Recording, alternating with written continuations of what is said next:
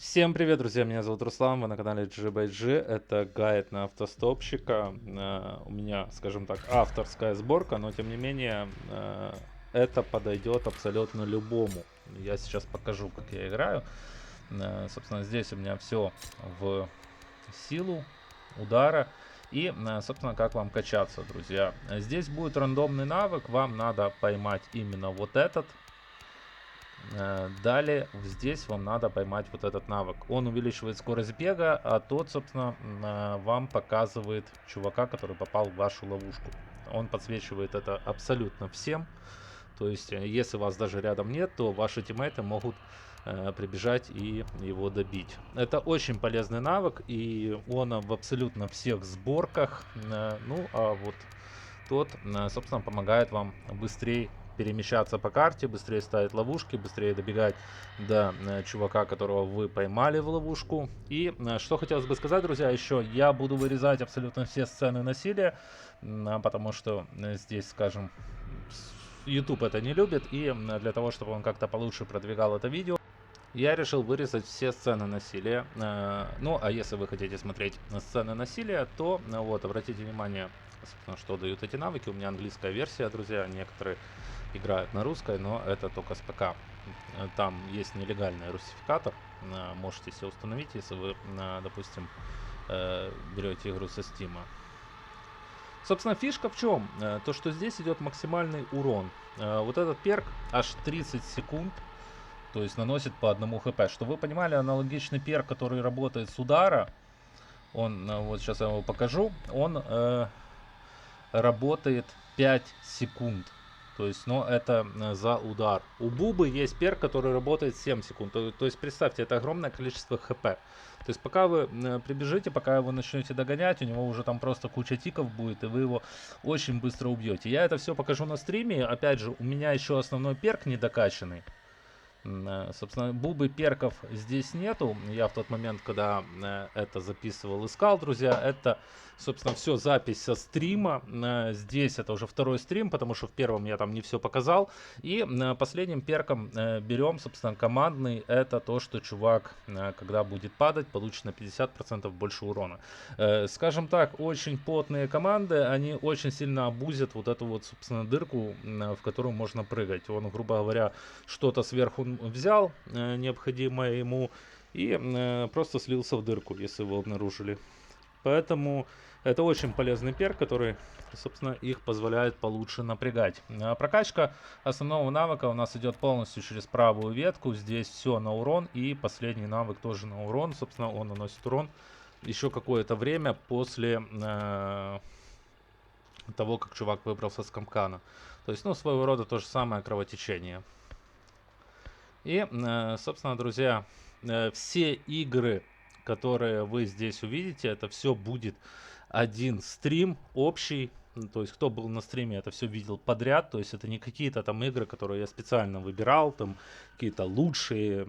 Я в каждой игре играл разной тактикой. Здесь я все это дело показываю еще по несколько раз. Опять же, друзья, как я и говорил, у меня прикол был с микрофоном именно в этот эфир, поэтому я это все переозвучиваю отдельно.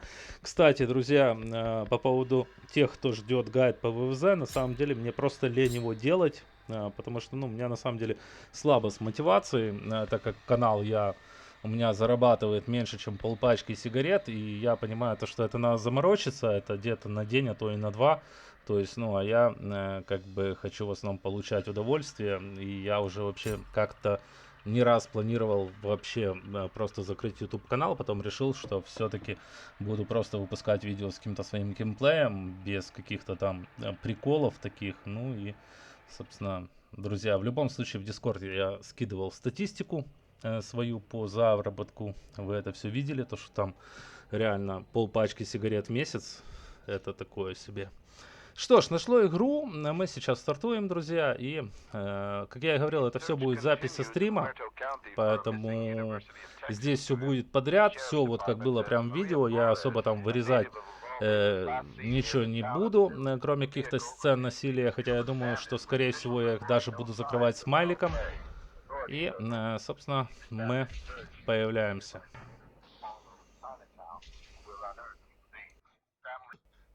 Итак, друзья, стартует игра, и сейчас я покажу вам разные тактики.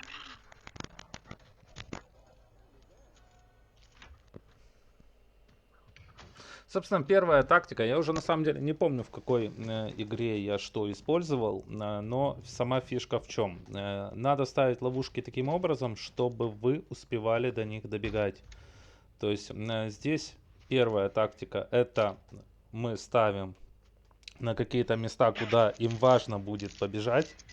Это наверх, то есть там они могут подрубить электрощиток. И здесь у них сейф, то есть они бегут на сейф. Даже если эти ловушки видно, то есть, но фишка в том, то, что если это будет какая-то критическая ситуация, когда им надо будет просто отсюда убегать, то элементарно они могут это не заметить. И финальная ловушка, мы ставим ее на кухне, собственно, вот здесь. Это же, я так думаю, кухня или что-то на то похожее. Сейчас закроем двери. И, собственно, устанавливаем здесь ловушку. Фишка таких ловушек с лестницей, то что их невозможно снять. То есть, если вы только выбежите непосредственно с этой стороны, тогда вы сможете снять эту ловушку. И получается такая ситуация, что человек, который вылазит, он сразу же попадает в ловушку. И сейчас наша задача, вот, я вижу то, что там стукнула дверь, значит, эти ребята скоро будут отсюда ломиться. Здесь все проверяем, висит замок, все хорошо. Я вот еще думаю закрыть, чтобы они отсюда не убежали. Но я вижу то, что там еще и другие двери, поэтому я понимаю то, что вряд ли такая штука сработает. Ну и главное просто-напросто собирать кровь. То есть собираем кровь, патрулируем вот эту всю историю, так что просто успеть. Там прибежал Кук на звук. На самом деле, вот я часто обращаю внимание, что лучше не создавать лишних звуков, потому что если вы играете не в пати, то ну, вы просто не даете инфу, и получается человек бежит для того, чтобы это дело проверить. И сейчас наша задача просто ждать, и все. Ну и кемперить какие-то те выходы, которые мы просто не ставили трапы. И периодически проверять трапы на то, что их разминировали или нет. Потому что очень у многих персонажей в билде сейчас идет просто-напросто снятие ловушек.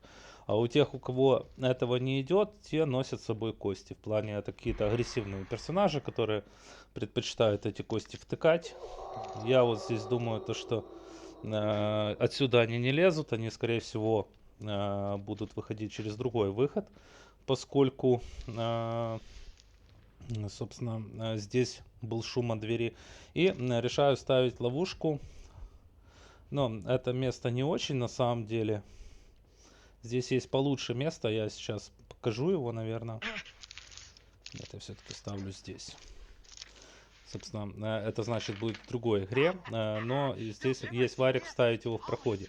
Но сама фишка этой ловушки, то что если у вас выбегают с кухни, то есть они перелазят сквозь стену и попадают в ловушку. И в то же время, если они выходят с того прохода, они также есть вероятность, что попадут в ловушку. То есть это, в принципе, неплохая ловушка, но там можно заминировать тупо проходик, который ведет наверх. Ну а если они будут бегать по низу, то они тут, собственно, ничего особо и не сделают. По одной простой причине, то что здесь бегаем мы, и в любом случае мы их будем гонять. Единственное, что им надо, это сверху, это вот взять, собственно, предохранитель и его втыкнуть. Вот, как видите, я проверяю ловушки. Опять же, друзья, я это все дело комментирую. Вот. И вот просто дополнительный урон, собственно, который от ловушки, он и его, собственно, добил. Как видите, это супер быстро мы убиваем. То есть, если вы отказываетесь рядом, собственно, когда человек попадает в ловушку, его очень быстро можно убить.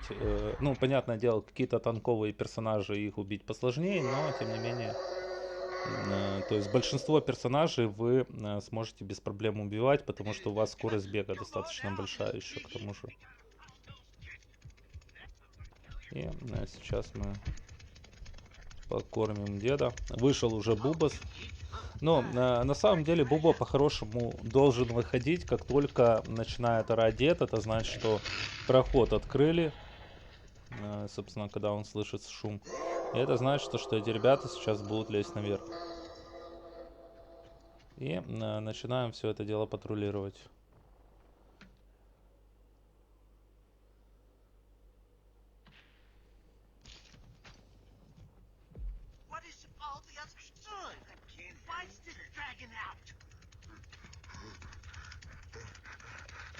Эта карта, на самом деле, она очень сложная для сурвов. Здесь кто... Это этот.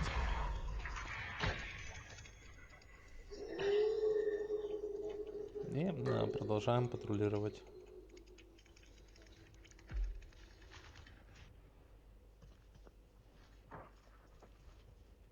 Слышим шум, конечно же топим, потому что это непонятно, это сурф или кто-то еще.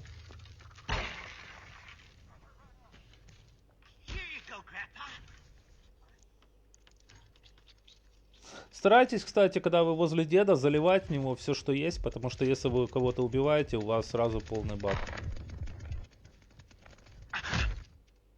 Вот выбегает чел, он решает, что надо топить к деду.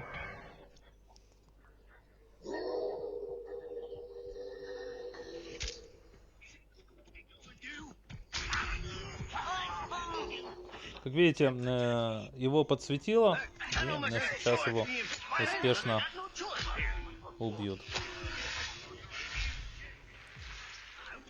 На самом деле, вот эта история, то, что они пытаются подраться с тобой вблизи, здесь вот кто-то решил выпрыгнуть, и, собственно, ничем хорошим для него это не закончилось. Мы уже убили двоих.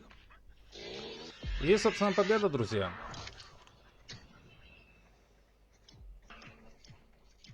Как видите, у меня навыки второго уровня, потому что, как я говорил в начале, я записывал, собственно, самое начало второй раз, потому что в первый раз мне кажется, что я недостаточно хорошо объяснил. И сейчас, друзья, я перемотаю на вторую игру. Как видите, друзья, соперники опытные, у всех примерно мой уровень, все знают карту, то есть здесь на этом уровне у тебя уже 3 прокачанных персонажа есть, то есть есть все скиллы и в плане снятия ловушек и абсолютно все. Опять же, эта карта, здесь, я скажу, будет 3 игры, и все подряд с этой картой, на самом деле, так редко везет, но сейчас я вам, в принципе, всю эту историю покажу.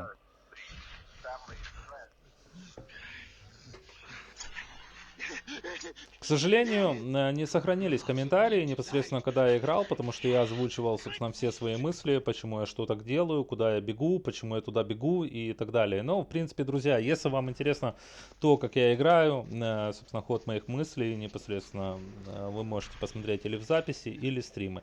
Почему я, собственно, побежал сюда и начал ставить вот эту вот ловушку для нюбов? Потому что, ну, на самом деле большинство бегает с перком, который позволяет снимать ловушки. Он ничего не требует. Вы просто подходите, нажимаете кнопку активировать и ее снимает. Потому что я не был уверен, что тот запустит, собственно, вот эту вот историю.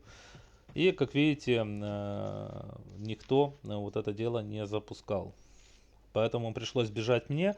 Так как это занимает очень много времени, то я уже, в принципе, не успеваю поставить ловушки куда надо. То есть они уже начинают ломиться. И вот, как видите, я еще не запустил машину, люди уже начинают выходить наверх. И к моменту, когда я вернусь в дом, есть вероятность того, что они уже могут вообще оказаться на улице.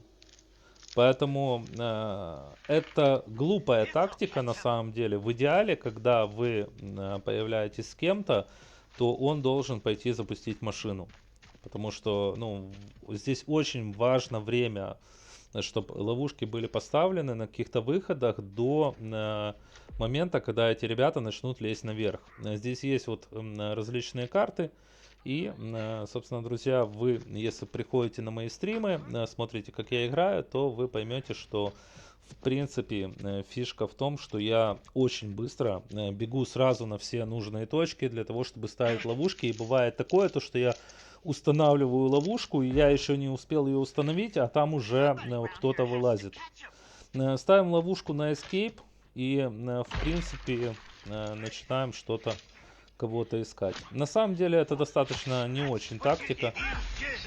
Здесь Кук. Собственно, это объясняет, почему я пошел. Я не обратил внимания, то, что там Кук респится на втором этаже. То есть фишка Кука в том, этот чувак выбегает на улицу. И здесь на самом деле по-хорошему, будь у меня ловушки, надо ставить вот в это окно. То есть просто-напросто на это окно. Вот куда он залез вниз. То есть он когда вылазит, он сразу попадает в ловушку. Но почему я здесь не поставил? Потому что Кук по дефолту должен закрывать эту дверь. То есть она не должна быть открыта. Это первый замок, который должен ставить Кук. Это на эту дверь. Чтобы они не выбегали. Кук этого не сделал, поэтому, собственно, появилась такая ситуация. Потому что если бы он туда поставил замок, то есть вероятность, что мы бы его сейчас убили. И, собственно, начинаем патрулировать это все дело, потому что ловушки не закрывают все вот эти дырки. И, скажем, эта тактика может вполне себе работать, друзья, но все-таки это такие ловушки, это просто глупость. Я решил показать, что такое тоже можно делать, если вы просто-напросто не успеваете их ставить. Потому что, ну, в идеале ловушки должны быть в каком-то периметре, чтобы вы успевали до них добегать. Или хотя бы, чтобы, ну, скажем так, успевали преследовать выжившего. Потому что здесь есть, допустим, карта, это, по-моему, автозаправка. То есть и там, в принципе, вы можете разместить ловушки на 2 лестницы. И плюс еще одну куда-то там в какой-то проходик, либо... Здесь вот опять же я проверяю ловушку, не сняли ли ее. Потому что бывают разные ситуации. Бывает такое, то, что ее снимают. Но, в принципе, здесь сама по себе игра, ну, она, ну, так себе. У меня изначально все пошло не очень, потому что была не баба, а был Кук. А Кук, собственно, это чувак, который распится в доме, распится на 2-м этаже. И, ну, объективно, я думаю, что он не будет бежать, он будет рассчитывать на то, что все-таки всю эту тему включу я. А так как вы видели, я завел генератор, и там уже, вот, здесь чувак начинает опять же эту историю абузить. Это уже 2-й раз, и тот до сих пор не поставил сюда замок. То есть, я думаю, вы понимаете уровень Кука. И, ну, он здесь не успевает. Я вообще, честно, до конца не понял, зачем он это начал делать.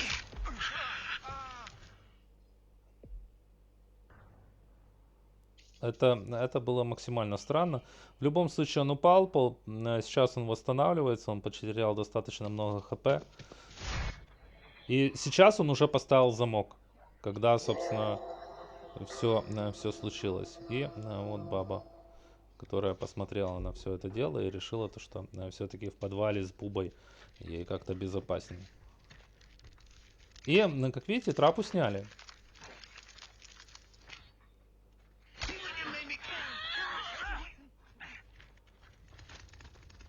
Я до конца не понимаю, куда она побежала. Я не увидел.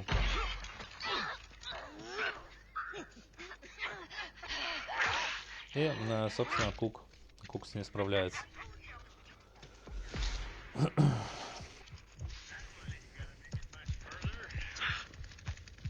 Но, как видите, друзья, ловушки снимают, и вот такие вот дефолтные, типа, я подопру ловушкой генератор, или подопру ловушкой, там, допустим, аккумулятор, или что-то такое, то есть, ну, это уже кто-то выбросился с окна, да.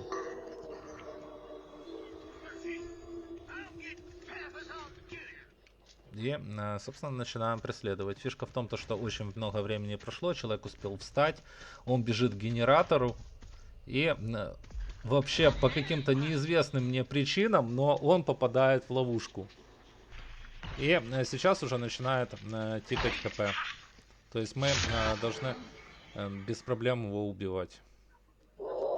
Она пытается полечиться, но в любом случае это ее не спасет, потому что за удар я отнимаю больше или примерно столько же, сколько хилка. И, собственно, как видите, пытается мансить. Собственно, любитель ДБД. Но, как я и говорил, друзья, здесь нормальный уровень. Здесь все уже понимают, куда бежать. Они умеют играть и так далее. Ну и мы, собственно, расправились с этой бабой.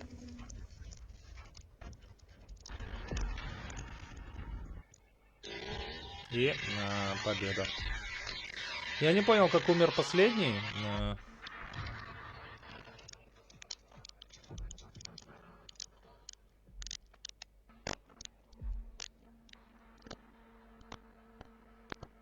И последний умер как раз на ловушке. Собственно, как видите, bleed out. И, кстати, когда человек умирает на ловушке, тебе не засчитывается килл. Это на самом деле бредовая история, но тем не менее килл засчитывается как раз таки ловушки. И обратите внимание, кстати, сколько у меня опыта. По сути, я убил двоих.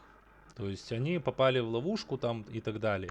Но за Кука я тогда заработал намного больше опыта, также убив двоих. То есть фактически в 2 раза.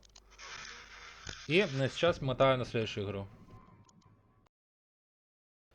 И вот, друзья, финальная игра. Там, как видите, соперники тоже все опытные.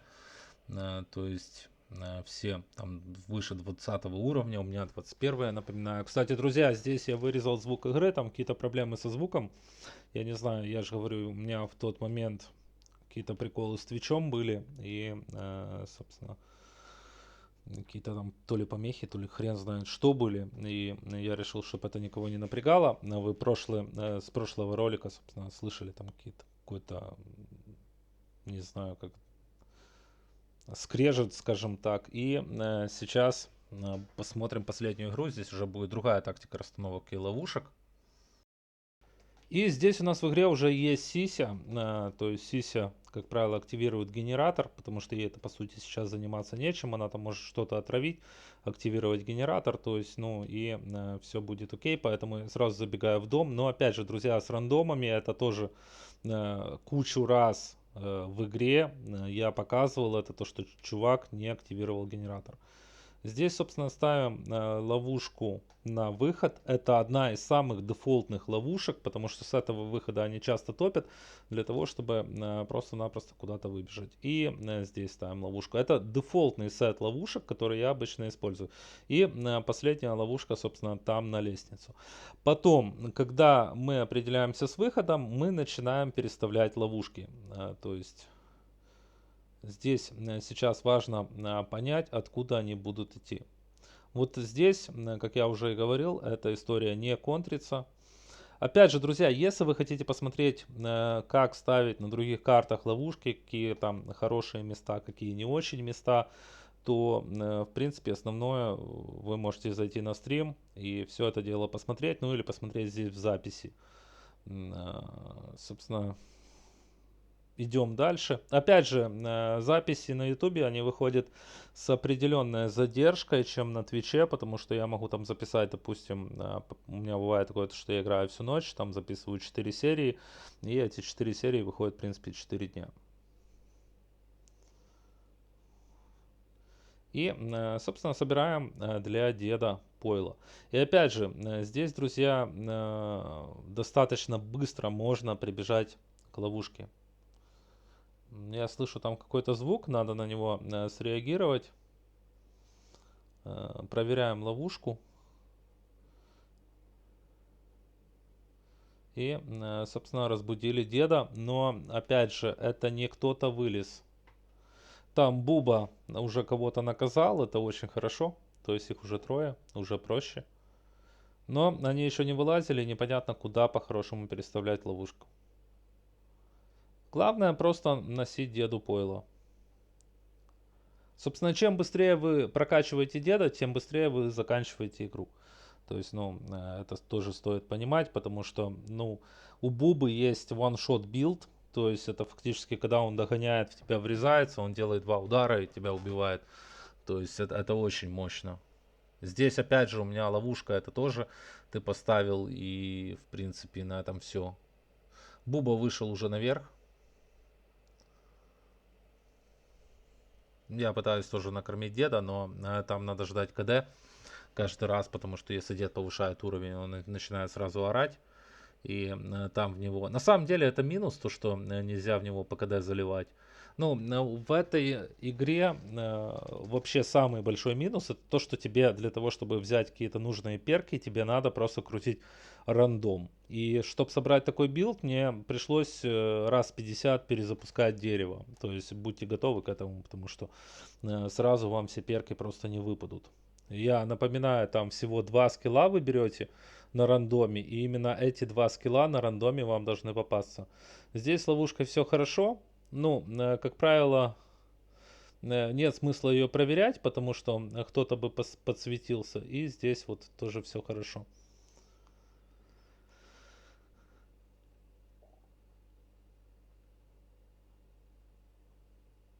Я не знаю, друзья, есть в играх, там игра, там где вообще просто они по КД вылазили на эти ловушки, это просто как тараканы, то есть я не успевал там объективно их перезаряжать и убивать этих челиков. Не всегда, конечно, получается их убивать, но тем не менее в большинстве случаев вот эта вот ловушка, она, которая вот на выход, если ее поставить, то здесь просто некуда вынырнуть. В принципе, здесь объективно две ловушки контрят фактически все выходы. То есть ваша задача, в принципе, поставить ловушку так, чтобы они не могли добраться наверх. И, собственно, вот там вот, как видите, чел уже снял ловушку. Я не понял, на самом деле он в нее попался или он ее просто снял. Но, судя по всему, он ее просто снял. Баба за ним побежала. Ну, а нам нет смысла.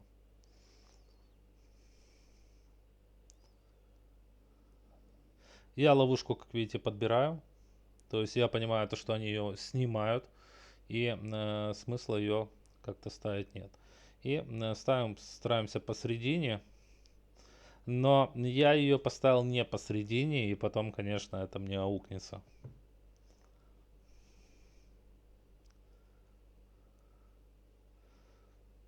Услышал, что кто-то бежит, и я понимаю то, что туда они будут вылазить через ту дырку, и, скорее всего, надо закрывать именно эти проходы, поэтому я снимаю другие ловушки и переставляю, собственно, чтобы они были там, с той двери, которую они открыли, которая у них популярная.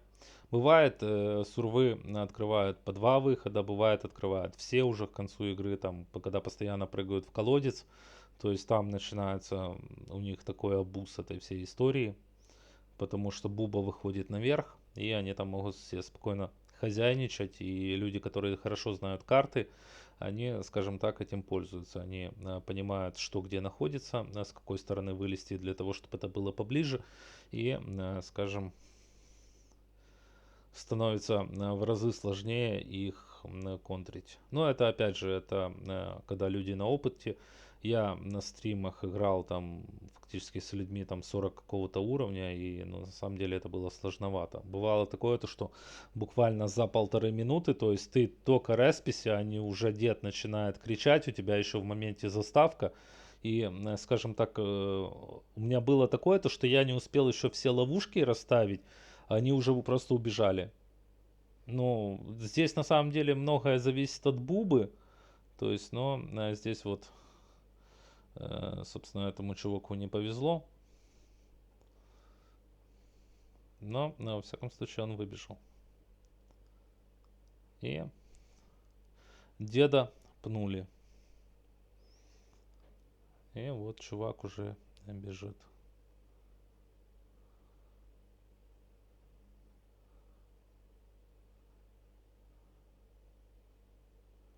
Ловушка стоит, собственно. И обратите внимание, чувак именно на скилле. Он ее очень мастерски оббежал. Он закрыл дверь, и я, собственно, понимаю то, что бежать за ним смысла нету, потому что ему надо вернуться, либо выпрыгнуть в окно. То есть поэтому мы берем просто эту ловушку и переставляем ее на выходе. Так, чтобы ему было повеселее. Ставим ее в этот раз уже по центру, чтобы ее было сложнее бежать. И сейчас важно, друзья, отойти, не палить ловушку в плане того, что нас здесь нету. И чувак выбегает, она находится за поворотом, ее сложно обнаружить, ну и вы поняли. Ну и, собственно, победа, друзья. Опять же, если хотите больше игр, то подписывайтесь, конечно, они будут выходить, потому что это мой любимый маньяк. Ну и подписывайтесь на Twitch, потому что именно там это все записывается, и там непосредственно все, скажем так, самое интересное, потому что бывает такое, что не все попадает на YouTube, какие-то такие, скажем так, не очень игры, они просто не выходят.